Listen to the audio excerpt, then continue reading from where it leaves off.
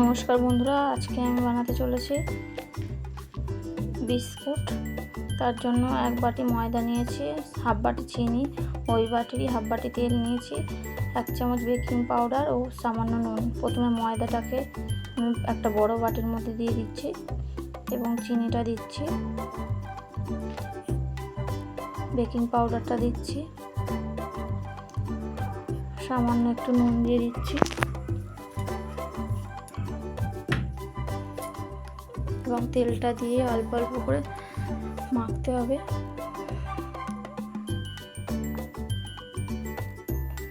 এতে কোনো জল দেওয়া চলবে না। এরকম মাখা হয়ে গেছে, এবার গোল গোল শেপ দিয়ে নিচ্ছি, ডিজাইন করে নিলাম।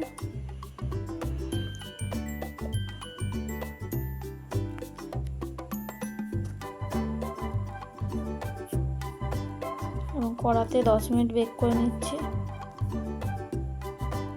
বিস্কুটগুলো আমাদের তৈরি হয়ে গেছে।